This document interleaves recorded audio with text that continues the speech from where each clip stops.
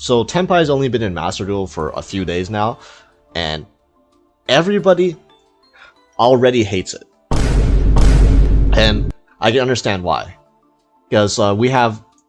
Let's count like the engine of this deck. So we have 3 Pydra, 3 Chandra, 2 Sangan, 2 Fadra, 2 Genroku, and 3 Kaiman. That's like 15 engine cards, 15 cards that are engine, okay?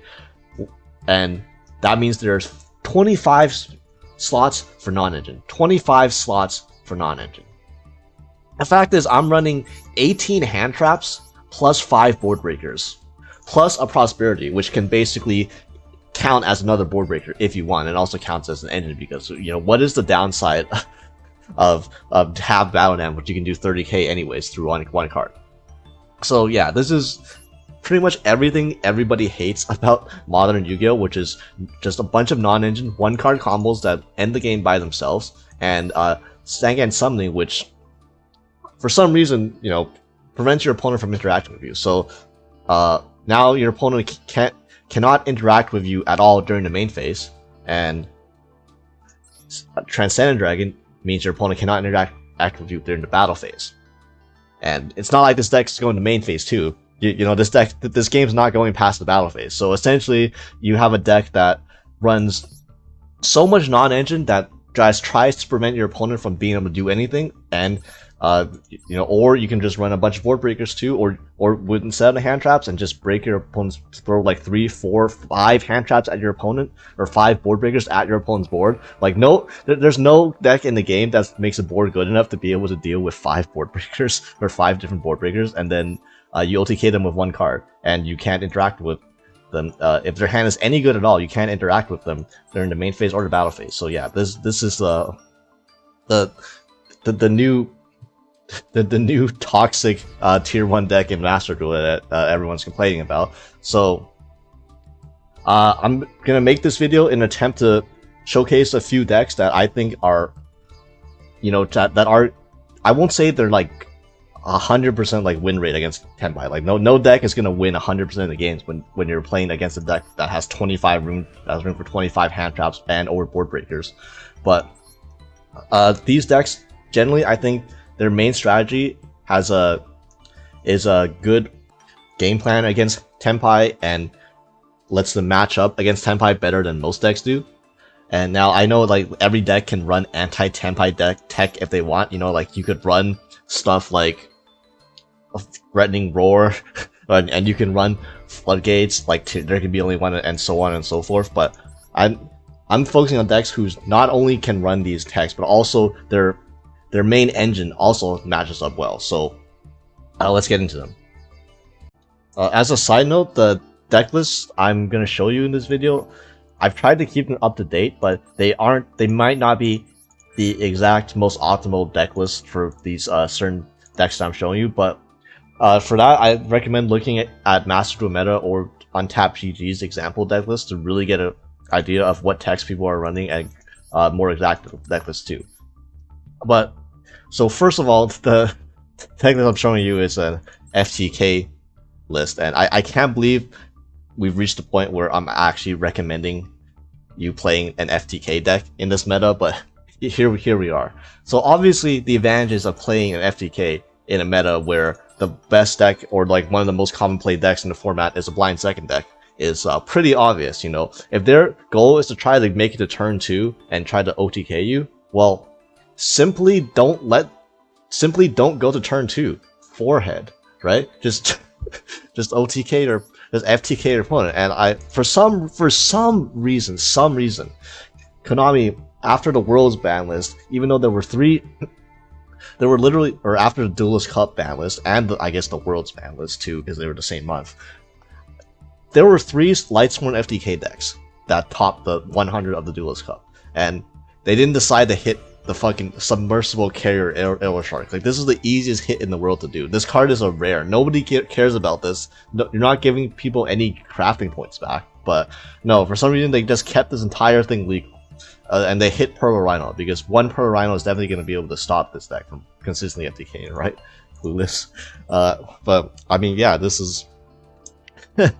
Yeah, basically, if your Tenpai opponent is playing board breakers, they're gonna lose against you every time because, I mean, board breakers are useless if it doesn't pass back to your turn, right? And even versus hand traps, this deck is pretty decent at playing through hand traps, and it's a deck that obviously shifter hurts, but you know that goes for 90% of decks in the game, so that's not something uniquely that this deck is uniquely weak to. But even Maxi, there's like, I have a feeling that first of all, you can just go for the FTK through a Maxi anyways, but I feel like this deck also has enough gas to potentially deck your opponent out through a Maxi anyways. And this isn't even playing Necroface. If you really wanted to hedge against Maxi, you could also play Necroface in here too, but I don't think you'd even need it to deck your opponent out, to be honest. But yeah, that's an option, like the higher deck count builds. But yeah, this is Lightsworn. It basically dumps everything into the grave with you know, so that's what Lightsworns do best. You know, this is a mill 3, this is a draw 2, mill 2. Lightsworn monsters will mill cards, and then you summon your wolves and your Felices. You make Minerva, which sends like so it sends another 4 to the grave. You have the Xyz Minerva, which sends another Minerva, which sends another 3 to the grave. You have Kit, which sends 5 to the grave. You have a Tira Cash, which sends 3 to the grave, and then another 2 to the grave when it gets sent there by card effect. You have a Siren that sends 3 to the grave.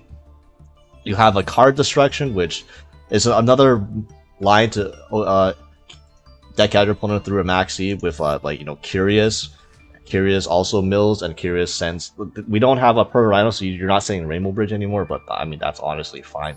You don't need that in this build, because this isn't as much of a tier heavy build. This is more of a Lightsworn build. So yeah, it's Weiss and Lightsworn Dragonling are your best starters. They're the cards that enable you to, you know, get your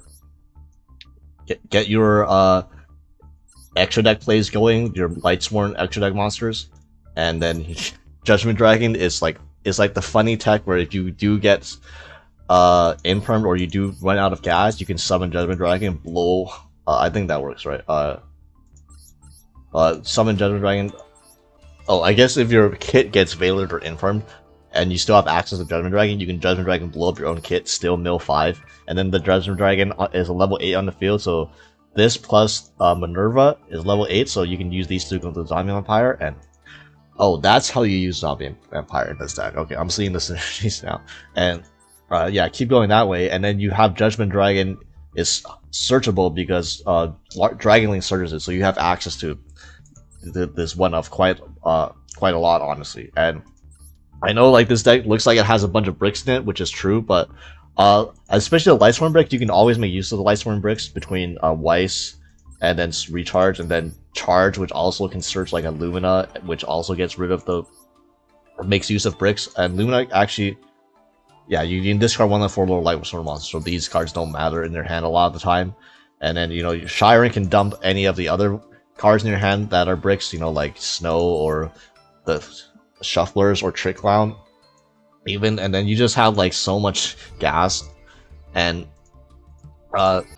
Lumina Twilight Sworn Shaman, this might be one of the Lightsworn monsters that you haven't seen before if you've never played against this deck, but basically this banishes a Lightsworn to special summon Lightsworn monster from Banished, which you're going to be banishing them for Minerva's effect. And how you usually summon this is with Selene. This is why we're running multiple Selene. First of all, Selene is not a hard once per turn, just throwing that out there. So I know it's a UR, but you're gonna always have, like, most likely gonna have 3 counters on this. It's very easy to do so with all the milling you do, and then you can just remove 3, summon back Lumina, and then Lumina summons back something from Banish, you know, oftentimes another Lumina, and then you can keep going from there, and then you can go make another Selene, keep doing that, so on and so forth. Like, you will eventually hit the point where you have enough cards banished to be able to kill them with double Arrow Shark.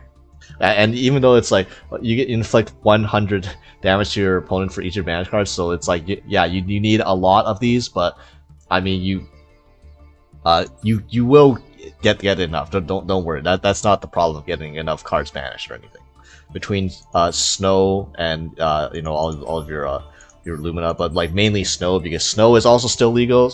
Keep dodging the banlets. Like every time the balance comes, Snow banishes 7 and dodges it. So yeah, just like it will dodge everything else, and this will also dodge if your opponent decides to hold Veilers or Imperms. You know, this will let you dodge those, and there's 2 of them. So even if they get rid of one, you can banish 1 Snow for the other. So it's like, oh man, what a fair card. So yeah, and the main deck, I think most of it is.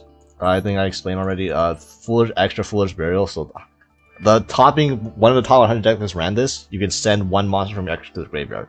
I assume this can be used to send Kit to the graveyard. If you didn't somehow get to your Lightsworn engine, you can just dump Kit mill 5. At worst, this is just an upstart. You dump Garuda, draw 1.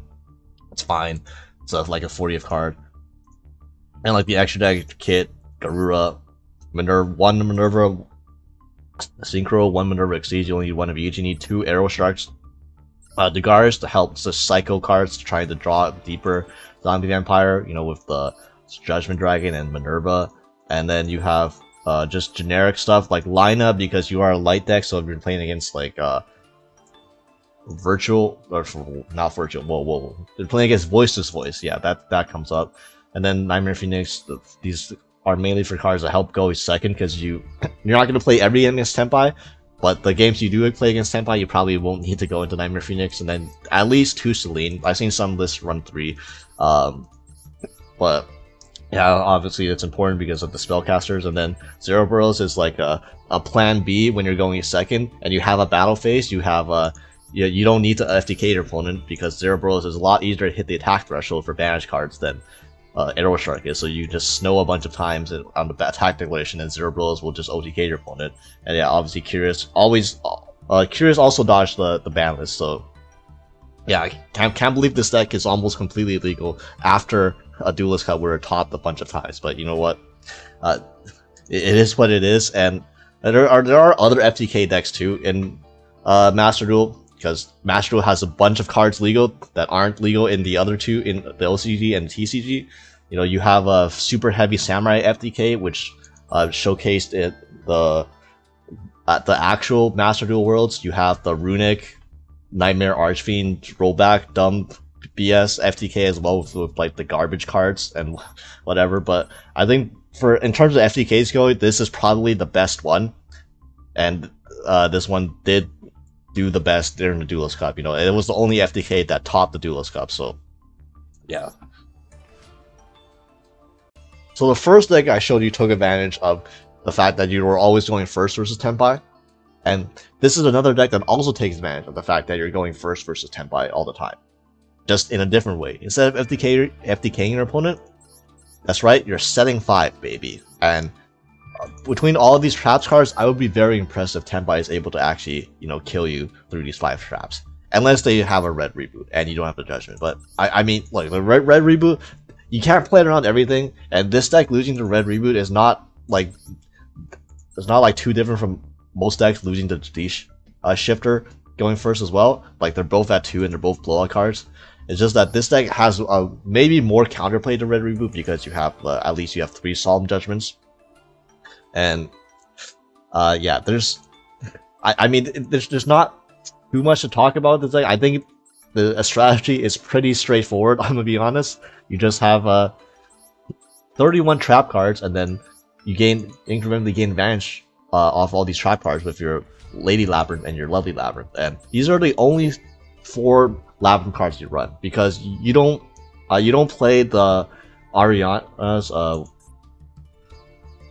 Yeah, you don't want to play Ariana's or stuff like Arias or anything, because these cards play into your opponent's non-engine and your opponent's hand traps, when normally they would do absolutely nothing against your deck. So there's no need to make those cards live, especially since Tenpai is a deck that runs, again, 25 non-engine and upwards of like 18 plus hand traps. So the fact that by not running these cards, you basically essentially make 18 of your opponent's cards dead. Well, okay, not dead, but like the only card that's really high impact versus you is Ash Blossom. The other 15 or so hand traps don't really do much against you. Even Max C is like a 1-for-1, and Chain Block Lady Labrynth. That's all it does. Ash is really the only thing that can ever do anything against you. So the fact that against most decks, by only running these 4 Labrynth cards, Labrynth monsters, you're basically making a third to or a half of their deck if you're playing against a Chant Trap Tenpai build basically dead. And yeah, 2 Lava Golems is for these are the 38 and 39 cards I put in just to fill out the deck. But yeah, these are theoretically these are pretty good against, well, what's it called, Yubel. So Yubel going second is not that bad of a matchup, honestly. All they really have to interact with you is their Escape Unchained Trap, which pops a random card, which is like whatever, 1 for 1 of your back row. But you can even prevent that by just Lava Goleming over their Unchained Soul Array so that they can't even use their trap card. So then they gotta deal with 5 back row. And yeah, this deck obviously it also like destroys Yubel, which was like because this is similar to the build that Josh Schmidt used to like counter pick against Yubel in the World Championship. But yeah, this is also a decent strategy when you know you're going first versus Tenpai. So first of all, the runic cards. Okay, I am not Joshua Schmidt. Okay, you play these cards because they're double purpose. One, they are sort of interruption. You know, destruction, flashing fire, freezing curse. Especially destruction. Now you can hit the Sangan summoning too. Not that you even really care about the Sangan summoning, to be honest. If like which will be explained in the trap, the trap lineup, but. I mean, Destruction Spell Trap Removal right now is okay. So, especially when you're going first, you have a lot of targets versus Yubel, obviously. You have a lot of targets versus... well, you have one very good target versus Tenpai, and even if something against something like Fire King Snake Eyes, you can still hit the Sanctuary before they place the island. And the other main purpose of the runic cards is the fact that they summon Hugin. So, Hugin protects you from light. This is the biggest thing. Against Duster and Heavy Storm, you don't even need Solemn versus them. Like, you can simply chain Destruction to a Heavy Storm, a Lightning Storm, a Duster, special Hugin. The Hugin will protect your back row anyways from that, and that's easy. No need to waste the Solemn on those cards even. Like the only really the main threat is gonna be Red Reboot, obviously, because you can't use a runic cards against Red Reboot. But also, it's not worth running more negation cards just for trap cards to play around Red Reboot, in my opinion. So, yeah, and then the rest is just trap cards. You know. There's 3 trap tricks, so there's a couple trap trick ratios. Again, 2 Dimension Barrier. You might be thinking, why not just run 3, just auto win versus Tenpai? I mean, you don't. The Tenpai matchup is so in your favor already that you don't even need to resolve Dimension Barrier. But the fact that you run 2 Dimension Barrier means you can still surge with trap tricks at worst. And yeah, they still can have an OTK line sometimes. Like, they're not gonna be able to do any of their synchro stuff. They're gonna go for a Zealantis Raging Phoenix OTK, which. That you don't have to worry about at all because literally any single one of your trap cards will stop them from OTKing you that way. So, yeah, and this isn't that great against a lot of other matchups, but you know, against Tenpai, this is the anti-Tenpai card. Heavy Stormbuster. This is more for like Yubel and stuff like that because you are going to be playing decks that aren't Tenpai, and Yubel is I still think the best deck. But this obviously it hits the Sangan summoning. And if they don't even have Sangan summoning, then they have no chance against you. Especially with 3 Dogmatic Punishment. Yeah, Dogmatic, if they have no Sangan punishment, if they have no Sangan summoning and you have Dogmatic Punishment, they're done. So simple as that. Same with Ice Dragon's Prison, also very good against a lot of decks. You know, like Yubel, Fire King Snake Eyes, Tenpai. Welcome Labrynth, you're maxing out on Welcome Labrynth, maxing out on Big Welcome Labrynth. You need to see engines, so this is how you win the game. Like, you need to see one of these, so your games might be a bit more dragged out because you're not really in so much engine as a typical Furniture Lab build, so sometimes you just won't draw engine, and you have to, like, drag out the game for a bit before you do. But once you do resolve these, then you will win the game shortly after, so if you have control. Terrors of the Overroot, you can potentially run 2 of these if you have the spare UR. This is just the most generic form of removal that you have. And this Destructive Karma Cannon, so this card is like this is also an anti Tenpai card in the sense that Sangan Summoning protects your opponent's monsters from being affected by your activated effects. However, it does not protect them from Destructive Daruma Karma Cannon. So if you have any lab monster on the field and you have a Destructive Daruma Karma Cannon, even if they have like Sangan Summoning, you can still resolve Daruma because you'll flip yours face down, and then because their cards are unaffected, they won't get flipped face down, but they will be sent to the grave instead, which is arguably even better for you. Because it's not the because the act of them like sending the Tenpai monsters to the grave is like not the ruling wise. They're selecting they're being forced to send them from Karma Cannon, so it gets around the Sang and something protections, stuff like that. So yeah, take advantage of that. If they don't you can also, if they try to go into the Sangenpai, the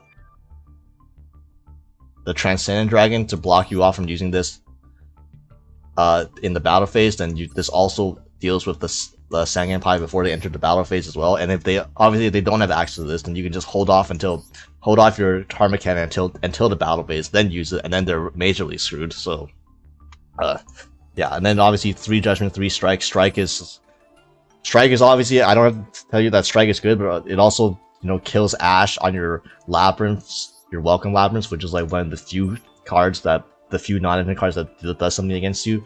They won't do anything against Strike. And Judgment, you're going first against Tenpai, so why not play 3 songs, right? Yeah, this protects you from all the random bullshit like Red Reboot, stuff like that.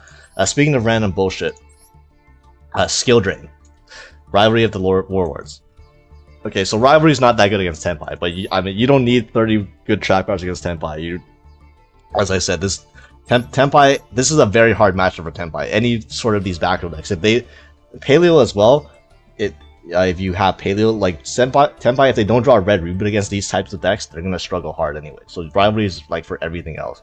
And as Josh mentioned against Yubel, like you would think this would not be good against Yubel, but the only cards you're scared of against Yubel are the cards in their extra deck. Like Axis Code and SP Little Knight. And if you have this, they can't go into any of those. They can just have a bunch of 0 attack Phantom Yubels and like 0 attack monsters on the field that you don't really care about. They don't really interact with you at all. And then Skill Drain and Skill Drain. And then the extra deck is like just a bunch of dogmatic and punishment targets. Like plus the runic targets. So 2 Hugin and 1 Gary.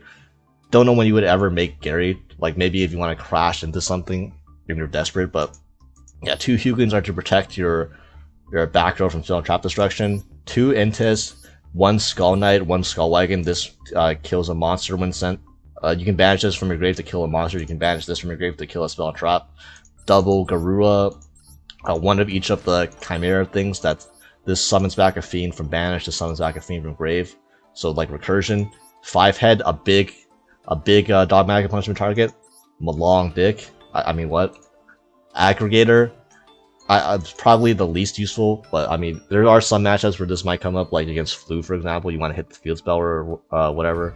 And the Bussy Phallus to give you more ways to send Garura. And yeah, just bully the hell out of Tenpai players, thinking that when your opponent selects to go second, punish them for it with this deck.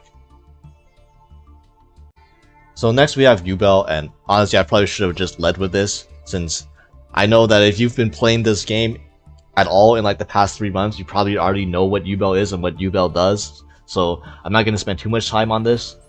The main thing is that Phantom of Yubel, again, as a custom card, and for Sang and Summoning says your Fire Dragon monsters are unaffected by your opponent's activated effects.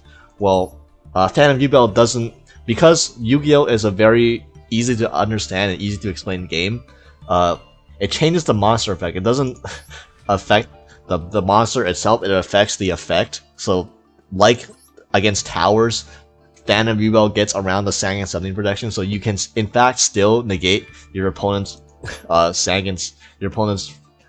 fire monster effects through a Sang and Summoning, which is kind of funny. Also, like the Yubel endboard, so it's kind of a weird matchup in the sense that if your Tenpai opponent is playing hand traps, Yubel has a very good matchup, because Yubel plays through hand traps very decently still, because all it lost in terms of that was 1 opening the Spirit Gates and 1 Dark Beckoning Beast, which you can replace the consistency with, copies of Period Rice Map if your deck, you feel your deck wasn't consistent enough already, which honestly I'm not even running that, which maybe I should, but 1-for-1 still gets you full combo all and so forth. You can still end on like Rage, Phantom Yubel quite easily. There's also if you ever get to Appaloosa, and your opponent doesn't have an out to the Appaloosa, then it's also very hard for your Tenpai opponent to kill you, because you can still Appaloosa there's stuff in like the battle phase if they ever get there, and then Phantom Yubel can negate stuff, quote unquote negate stuff under the Sangan summoning, and then with Nightmare Pain on the field, it becomes even harder to try to OTK your opponent, because then you have like the Nightmare Pains with the Yubels, and then it messes up the Tenpai attack order. So yeah, the main thing you have to worry about is if your opponent is playing board breakers, then specifically, like if your opponent throws 2 or 3 board breakers at you, then it gets quite hard to deal with. But most Tenpai builds are heavy on hand traps now instead of board breakers, mainly because this is the best of 1 format, and when you're playing the Tenpai mirror match and you have a bunch of board breakers in your hand and you're made to go first, like you lost a coin flip, you just auto lose. You might as well go next, because your board breakers are damn near useless when you're going first, and then your Tenpai opponent is just gonna kill you. So that's why most Tenpai builds are still heavy on hand traps. It's because they in the mirror, when they're made to go first, you at least need some defense. 1 Seals pass is unfortunately not an FTK in the mirror match, but you might get there with Seals plus a few more hand traps and so on. So yeah, and because their hand trap build is being more popular, then Yubel is obviously gets better, because Yubel plays better versus the hand traps. Like if your opponent throws like Raigeki, Dark Hole, Lightning Storm at you, then that's not as good. That you're probably gonna lose as Yubel no matter what board you make. But if they're throwing like 2 or sometimes even 3 hand traps at you, you can still oftentimes play through that and still end on like a Phantom of Yubel and Unchained Soul Rage, and then your opponent has like 2 to 3 cards to work with, and then one of the cards still gets negated by the Phantom of Yubel, even if they have the Sangan something. So yeah, that's basically the gist. It's nothing. Besides that, there's nothing new. It's just Yubel. Like Yubel is still good. Who'd have thought? And in my opinion, this is still the best deck in the format, even with Tenpai in the game now. Next, we have Mathmech, and this game just seems to be unable to make me drop this deck. Because every time I feel like there's a format that I want to like stop playing this in, or I want to use this deck slot for something else. There's another reason that keeps me from deleting this deck, and this month that reason is Tenpai. And why is Mathmech good against Tenpai? Well, it's because of this card, Terahertz. This is read that first line of text right there. Negate any monster effects activated by your opponent during the battle phase. Which, in case you didn't know, this effect is very, very good against Tenpai. So, yeah, the fact that your main boss monster is a floodgate against Tenpai is kind of funny, but yeah, that's why this is like a huge reason why Mathmech is good against Tenpai. And quite frankly, this Terahertz is very resilient, because Mathmech, if there's one thing that's Mathmech is like, if there's another thing Mathmech is known for, is that it's very good at playing through hand traps. You open circular, what the hell are you gonna hand trap, right? Go through 2 to 3 hand traps, you still end on Terahertz, because literally you get to Terahertz off of any 2 Cybers monsters. 1 circular gets you 2 Cybers monsters, gets you 3 Cybers monsters without normal summoning. So, like, I mean, just how are you gonna hand trap that? Like, there's just almost no way to prevent your Mathmech opponent from going to Terahertz a lot of the time. And if you do, this card is a bitch to get rid of, especially if your Tenpai opponent is on a hand trap build. Then that means like it's very unlikely for them to be able to stop you completely from going to Terahertz a lot of the time. So if you can just stick a Terahertz while they're playing a hand trap build and they don't have any more board breakers, then they just kind of have to sit there and look at this and be like, well, fuck, what do I do against it? Do I like Black Rose the field? Except Black Rosing the field doesn't even work against Terahertz, because this card provides its own protection as well. Because 1, it sends the save form. The save form is a spell and trap negate. So even if your opponent does have a board breaker, you do have an out to a certain board breaker. You can also, like, because it's a spell and trap negate, you can also just use this on the Sangan something itself, which is never bad, right? And also Firewall the Fencer. So worst case scenario, you can send the Fencer with Dark Fluid, but also if you just started with the Fencer, this card has an effect where if a Firewall monster you control would be destroyed by card effect, you can banish this card from the graveyard instead. I know nobody ever knows this effect, nobody ever reads this, they don't even know that this effect exists. So, yeah, your opponent tries to Dark Hole or Raigeki or Black Rose you, well, that the defensor defends your terahertz, so your terahertz still lives through that. So you can, so the fact that this also is like has anti-board breaker properties as well, and being able to survive through board breaker or two sometimes even is actually kind of makes this card kind of oppressive in the matchup. And as I mentioned, hand traps, it's hard to stop the Mathmech deck from being able to get the terahertz through hand traps, just because the Mathmech deck, just because circular. Okay, that's basically it. So yeah, and then obviously you might not get to the full end board a lot of times because of how many hand traps there are, but the full end board is not just terahertz by itself. You also have this card called Super Factorial, which itself kills 2 cards. So if they have not against Tenpai a lot of time, because you either have to hit the Sangan something, or you have to hit the monster before the Sangan something hits the field. But you're gonna get rid of like 2 cards, one from hand, and then either one of their monsters or the Sangan something, and then you have another negate too. So because of the Laplacian negate with the diameter, so it's actually quite difficult for the Tenpai opponent to OTK through a Mathmech board. As funny as as funny as that sounds, because the Mathmech isn't known for having the most oppressive board or anything. In fact, it's like heavily concentrated into 2 things, which is terahertz plus super factorial. But those just happen, that combination of 2 parts of your end board just happens to be enough to be able to fully frustrate Tenpai. And then obviously the rest of that, Mathmech is a hand trap deck, so it's not like Mathmech is only good against Tenpai either. It's because you're gonna be playing 16 plus hand traps versus everything else. Your opponent's on Yubel. Well, have fun playing through triple Ghost Org or triple Droll and like stuff like that. Now we do have to run Nibiru. Nibiru is, quite honestly, it's like pretty dog shit. This format, I can't think of a single tier 1 or tier 2 deck, honestly, that I would want Nibiru against right now. I guess maybe there's certain Fire King Snake Eyes combos that don't respect Nibiru, that's when Nibiru is good. But like half the time they end up playing around Nibiru anyways, even when they're not trying to. And obviously against Yubel and Tenpai or Voiceless Voice, nah fam, you don't want this card. But you need to play this in Mathmech in this build particularly, just because it's small world bridge. It's small world bridge for Ogre, because otherwise Ogre would not, unless you could run Dot Scraper, I guess. Like Dot Scraper, then Dot Scraper.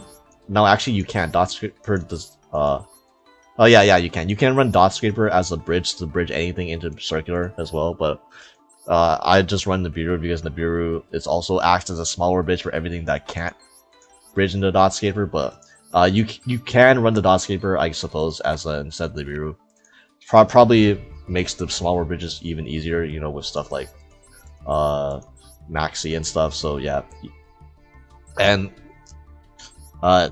yeah, other than the terahertz, everything about Mathmech is like the same as it's always been for like the past year, so probably don't need much explanation there. But yeah, basically this is a PSA for Mathmech players. Your boss monster shuts the Tenpai down.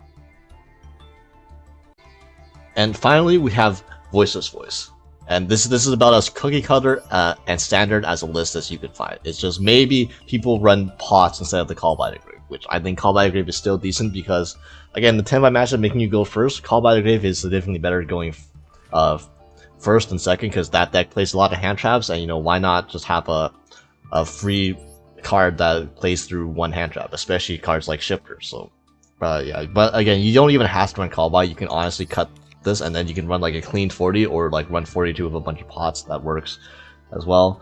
And why Voiceless Voice has a particularly good matchup versus Tenpai is mainly because you have active Pendulum Graph Dragon. Before there was like debate whether you run like 2 Cerebus and 0 Pendulum Graph or 1 Cerebus, 1 Pendulum Graph. I think right now you should probably just run the Pendulum Graph Magician, because the main thing is that this was a spell negate, so it makes you more resilient against board breakers, which Tenpai against the hand trap build you're honestly more favored than the board breaker build, because Voiceless Voice just easily plays through hand traps like nothing. Like you open any 2 enemies that play through a hand trap guaranteed, sometimes more. But yeah, the board breakers are what sometimes get you, but Pendulum Graph offers a spell negate, which is good against those. And obviously the main thing is that when Pendulum Graph you negate something with this, it summons Meteor Burst Dragon, and then Meteor Burst says your opponent cannot activate monster effects during the battle phase. So we got a mini Terahertz situation on our hand. And this, don't think the Meteor Burst is easy to out either, because this also gives you, it's also protected because you're going to have this with a low Skull Guardian and Barrier on the field as well, which means that on top of the Omni Negate, you have Barrier protection. So your opponent they cannot just simply attack into Meteor Burst Dragon because of the barrier. So, I mean, yeah, it's kind of another floodgatey thing, but I mean, it's something that it's in the Voiceless Voice toolbox, so you might as well take advantage of it, right? And yeah, that's like the main thing that Voiceless Voice has in the matchup, that you can just easily get out a Meteor Burst Dragon protected by a Barrier, Skull Guardian low, and everything else about Voiceless Voice is mainly unchanged. Like, honestly, you could probably just take the same Voiceless Voice decklist that you played last month and just put it in here, and just play it in this format if you were already running Phantom Grab, and it would be mostly fine. Maybe swap out the hand traps, like for Ghost Ogre. Ghost Ogre is slightly better than something like Baylor, for example. And obviously Gamma is crazy because your opponent is always playing in the Gamma against Voiceless Voice. That's the only time their Maxi is going to get any value versus Voiceless Voice, is by playing in the Gamma. And, you know, obviously if they play in the Gamma with their Maxi, then they lose too. So, the stand ratio is 3 low, 3 Diviner, 3 Saphira, 1 Old Man Stravas, 1 Trias, the 4 Rituals, 3 Prep, 2 Prayer, 3 Barrier, 1 Blessing, 1 Radiance, and then the rest is just hand traps and non-engine. And the extra deck, if you're not playing Nadir Servant and you're not playing Extravagance, this is basically all of I think these are like the best options you can have available. You have the 1 Intest and the Arclight as secondary sends off the Viner, Meteor Burst, the Gamma Payoff, Chaos Angel. This is a level 9 and level 1 and a level 1, so you can make a light Chaos Angel, Typhon, because the rest of the extra isn't too important. Linkaribo, Secure Garna for the turn 1 Blessing plays. You have Relinquished Anima as well. And IP, Dynamondo, Sprite Elf. Funny enough, you can use, I didn't know about this before, but you can use Sprite Elf to revive Dynamondo on your opponent's turn as well, because if this card is special summon, it gets the effect trigger, so that's neat, something I didn't know about. SP and then Appaloosa, these are basically just the IP targets. And yeah, as you can see why people run extra in here as well, because you can cut like stuff like Apple and like Anima and Typhon very easy for just extra copies of Dynamondo and stuff, and extra copies of a Meteor Burst Dragon, because Meteor Burst might be one of the things you want to keep off of the Extravagant Prosperity. Yeah, that's Voiceless Voice, and yeah, these are 5 decks which I think are have a better than average matchup versus Tenpai. So yeah, those are some decks that I think have a particularly good matchup against Tenpai. Of course, let me know in the comments too if you guys want to share or know any other decks that also have good Tenpai matchups. And you know, I understand that if you want to take a break from this game because you're not just like a fan of playing against this deck for a little bit, you know, I understand. After a couple weeks, hopefully the hype of this deck will die down a little and you won't just be playing against Tenpai all the time. But of course, we will get through this together. Master Duel has gone through worse, in my opinion, and survived somehow. So